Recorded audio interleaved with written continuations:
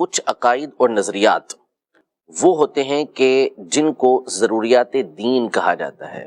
اچھا. یعنی ایسے عقائد اور نظریات ہوتے ہیں کہ جس پر بندے کے دین کا دار و مدار ہوتا ہے، اور ان عقائد اور نظریات کو کہ یہ اسلام کے ضروری عقائد ہیں، اس کو ہر خاص اور عام جانتا ہے.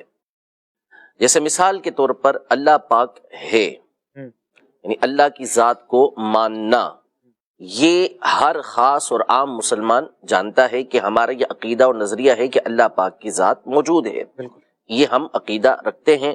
اس میں یہ نہیں ہے کہ یہ صرف اور صرف اہل علم کو، علماء کو معلوم ہو، بلکہ علماء کو بھی اور جو ان کے صحبت میں ہوتے ہیں سب کو یہ بات معلوم ہے. تو خاص اور عام جب ہر ایک اس بات کو جانے کہ یہ مسئلہ دین کا ضروری مسئلہ ہے، اس پر دین کا دار و مدار ہے، تو ایسے مسائل کو ضروریات دین کہا جاتا ہے.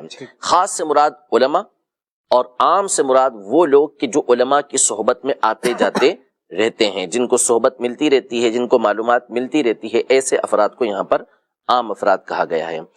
تو جس طرح اللہ پاک کی ذات موجود ہے، یہ عقیدہ رکھنا ضروری ہے. یوں ہی اللہ پاک نے انبیاء کرام علیہم السلام کو بھیجا، یہ عقیدہ رکھنا ضروری ہے.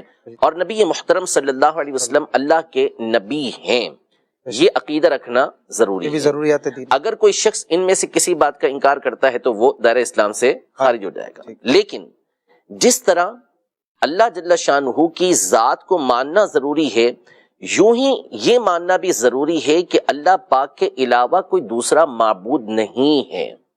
یعنی اگر کوئی یہ بات مانتا ہے کہ میں اللہ پاک کو اپنا معبود مانتا ہوں، اپنا خالق مانتا ہوں، لیکن ساتھ ہی ساتھ اگر وہ نعوذ باللہ کسی اور کو بھی اپنا معبود مانتا ہے، تو نتیجہ کیا نکلے گا کہ وہ مسلمان نہیں رہ سکتا. تو جس طرح یہ ماننا ضروری ہے کہ اللہ میرا معبود ہے، اسی طرح یہ ماننا بھی ضروری ہے کہ اللہ ہی معبود ہے.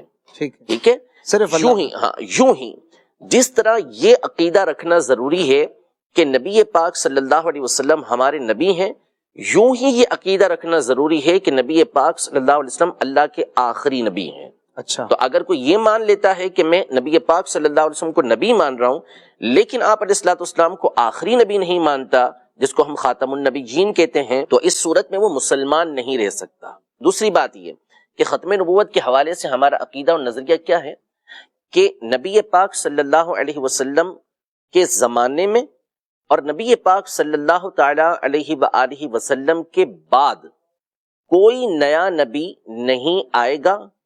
یہ رکھنا عقیدہ کہ نبی پاک صلی اللہ علیہ وسلم کے زمانے میں اور آپ کے بعد کوئی نیا نبی نہیں آئے گا اور نہ نیا نبی آ سکتا ہے. اگر کوئی یہ عقیدہ رکھتا ہے کہ نبی پاک صلی اللہ علیہ وسلم کے بعد کوئی نیا نبی نہیں آئے گا، کہتا ہے کہ نہیں آئے گا، لیکن وہ اس کو ممکن مانتا ہے کہ ہو سکتا ہے کوئی نیا نبی آ جائے، تو ایسا شخص بھی دائرہ اسلام سے خارج ہو جائے گا. اس لیے کہ جب اللہ پاک نے اس بات کا واضح اعلان فرما دیا کہ نبی پاک صلی اللہ علیہ وسلم یہ آخری نبی ہیں، آپ پر نبوت کا دروازہ بند کر دیا گیا، اب وہ کہتا ہے کہ نہیں کوئی اور نبی آ سکتا ہے، تو اس کا مطلب ہے کہ وہ اللہ پاک کی بات کو جھٹلا رہا ہے. صحیح کہ اللہ پاک فرمائے کہ نہیں آئے گا، نہیں آ سکتا، ان پر نبوت کا دروازہ بند ہو گیا، ختم ہو گیا، اب کوئی نبی نہیں آنے کا، وہ کہتے نہیں آ سکتا ہے، تو آپ تو اللہ پاک کی بات کو جھٹلا رہے ہیں. یہ بہت سارے دلائل ہیں، اور اس میں سب سے بنیادی جو عقیدہ اور نظریہ ہے وہ سورۃ الاحزاب میں اللہ پاک نے واضح طور پہ فرمایا کہ ما کان محمد ابا احد من رجالکم ولکن رسول اللہ وخاتم النبیین وکان اللہ بکل شیء علیما. یعنی محمد صلی اللہ علیہ وسلم تم میں سے کسی مرد کے والد نہیں ہیں، وہ تو خاتم النبیین ہیں، یعنی تمام نبیوں میں سب سے آخر ہیں اور اللہ کے رسول ہیں، اور اللہ ہر شے کو جاننے والا ہے. تو یہ اللہ پاک نے واضح اعلان فرما دیا سورۃ الاحزاب کے اندر کہ نبی پاک صلی اللہ علیہ وسلم یہ اللہ کے آخری نبی ہیں، اب کوئی دوسرا نبی ہو نہیں سکتا. تو یہ جاننا ضروری ہے. یہ تو ہو گیا عقیدہ اور نظریہ ہمارا کہ نبی پاک صلی اللہ تعالی علیہ وآلہ وسلم کے زمانے میں اور آپ کے بعد کوئی نیا نبی نہ آیا ہے، نہ آئے گا، نہ آ سکتا ہے. ٹھیک ہے، یہ عقیدہ رکھنا ضروری ہے. جب تک یہ عقیدہ نہیں رکھیں گے کوئی مسلمان نہیں ہو سکتا. یہ ضروریات دین میں سے ہے جس پر بندے کے دین کی بنیاد ہے.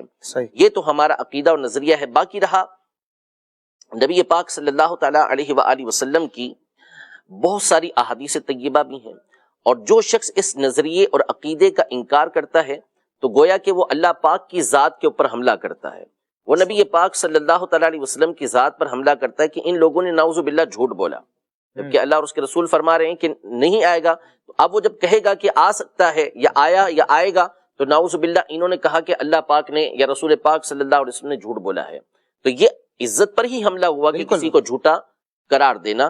تو اس سے ہم اس کی امپورٹنٹ سمجھ سکتے ہیں، اس کی اہمیت کو اچھی طرح سے سمجھ سکتے ہیں.